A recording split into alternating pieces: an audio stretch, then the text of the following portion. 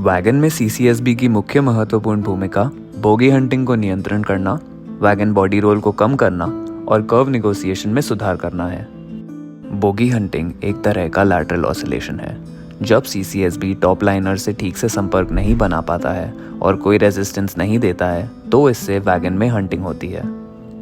Uneven track के कारण wagon body आगे पीछे रोल करता है और सिवियर इम्पैक्ट लोड्स अनुभव करता है।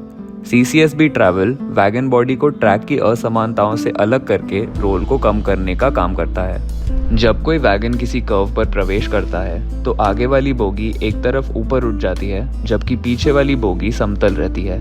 इस दौरान वैगन बॉडी साइड बैरर पर दबाव डालती है और संभवतः सेंटर पिवट से उठ सकती है।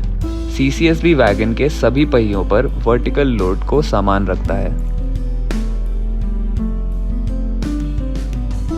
सेटअप हाइट एक वर्टिकल दूरी होती है जो बोगी बोल्स्टर साइड बैरर की सतह और सीसीएसबी टॉप प्लेट के निचले हिस्से के बीच मापी जाती है।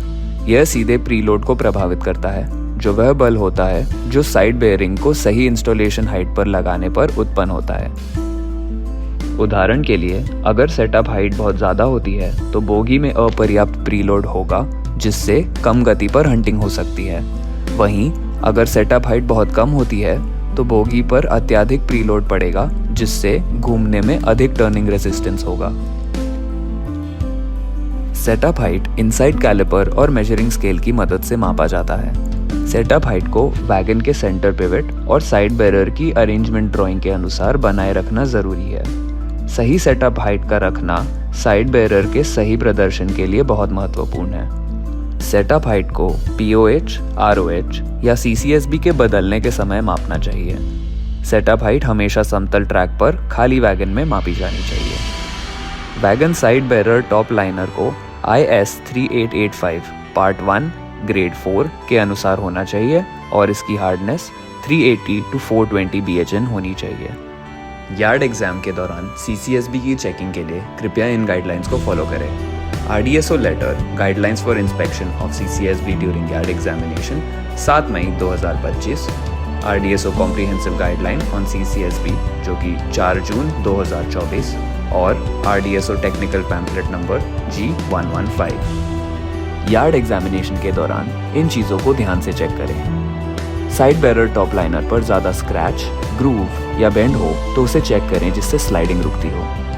साइड बैरर टॉप लाइनर और सीसीएसबी टॉप हाउसिंग के बीच का गैप। हाउसिंग की कंडीशन, कहीं क्रैक्स, टूटना या शेप खराब होना। टॉप और बॉटम हाउसिंग के बीच का कोई गैप अगर कम हो जो कि 5 मिलीमीटर से कम है तो इसे चेक करें। फास्टनर और लॉकिंग की कंडीशन सब ठीक हो और भी कोई एक्स्ट्रा डिफेक्ट्स। अगर ऊपर दी गई कोई भी प्रॉब्लम मिले तो वैगन को सिक लाइन के लिए भेजना चाहिए।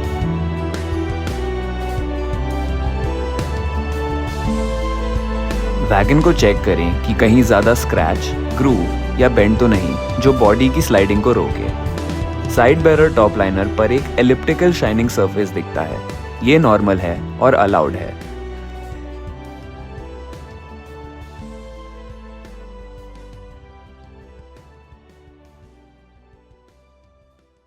अगर कोई स्क्रैच या ग्रूव ज़्यादा गहरा हो जिससे मूवमेंट रुक जाए तो उसे ध्यान से चेक करें। अगर लाइनर और हाउसिंग के बीच की पार्टिंग लाइन नहीं दिखती तो ग्रूव हो सकता है। ग्रूव 2 मिलीमीटर से ज़्यादा नहीं होना चाहिए। ग्रूव चेक करने के लिए पहले ग्रूव के पास नॉन वोन सरफेस से सीसीएसबी हाउसिंग बेस तक की हाइट कैलिपर से मेजर करें। फिर ग्रूव वाले सरफेस से सीसीएसबी बेस तक हाइट मेजर करें। दोनों मेजरमेंट का फर्क अगर 2 मिलीमीटर से ज्यादा हो तो वैगन को सिक मार्क करें और लाइनर को चेंज करें।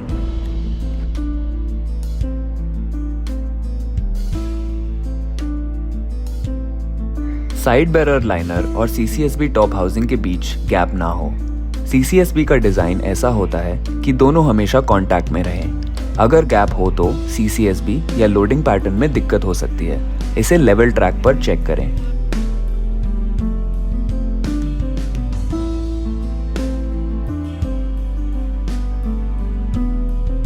अगर हाउसिंग में क्रैक, टूटना या शेप खराब हो तो वैगन को सिक मार्क करें और सीसीएसबी को रिप्लेस करें। टॉप और बॉटम हाउसिंग के बीच का गैप चेक करें। नॉर्मल ट्रैक पर 6 मिलीमीटर का गैप होता है। अगर गैप नहीं हो या 5 मिलीमीटर से कम हो तो वो वैगन को सिक मार्क करें। अगर फास्टनर्स या locking system broken, missing, bent या वोर्न आउट है तो इसे चेक करें।